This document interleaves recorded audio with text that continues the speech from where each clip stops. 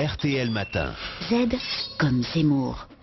Bonjour Éric Zemmour. Bonjour. Alors Lilian Thuram, qu'on ne présente plus, ancien international de foot, a lancé hier un appel en faveur d'une république multiculturelle et post-raciale. Appel signé d'ailleurs par Valérie Pécresse et Ramayad. Et cet appel vous irrite un brin, on dirait. Vous savez, Lilian Thuram, c'est un porte-drapeau médiatique idéal. Le souvenir de ses buts contre la Croatie en 98. J'étais au Stade de France, Vincent. Et ses lunettes d'intellectuel font qu'on l'approuve avant même de l'écouter. Et puis on lit cet appel à donc, comme vous avez dit, à une France multiculturelle et post-raciale avec un long texte d'introduction avant une centaine de mesures. Et j'ai lu ce texte. Et le fil rouge de ce texte est assez simple. Puisque la France a commis le péché de colonisation et d'esclavage, il faut qu'elle se repente. Les signataires réclament donc des réparations en exigeant une politique de discrimination positive à l'américaine. Bref, ils veulent des places partout, dans les concours, dans les partis politiques, dans les entreprises, et que ça saute. Pour les amis de Thuram, être membre de la diversité, comme ils disent, est un mérite en soi. Au nom de la souffrance de leurs ancêtres ou du sacrifice réel dans les armées de la France, leurs descendants ont acquis une créance sur la France qui doit la payer.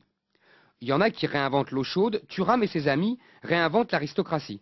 C'est en effet parce que leurs ancêtres s'étaient valeureusement battus dans les armées du roi que leurs descendants avaient les privilèges des nobles.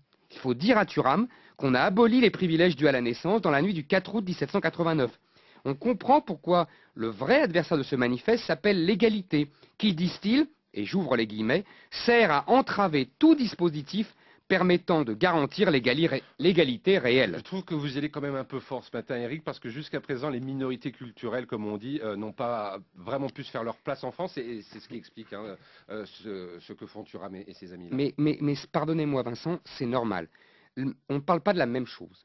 Une société multiculturelle, c'est la société qu'il prône, est une société est différente de la société multiraciale. Il faut bien comprendre. Dans une société multiculturelle, toutes les cultures du monde négocient à égalité. Donc on change de statut. L'immigré n'a plus à assimiler la culture française. Il apporte sa propre culture et on négocie. Alors la Grèce, Rome, la Renaissance, les Lumières, vieillerie que tout cela. Pascal, Molière, Voltaire, Balzac. Culture générale discriminatoire. Aux oubliettes de l'histoire. Il n'y a plus de culture dominante, la France devient l'UNESCO. Mais on négocie jusqu'à quoi?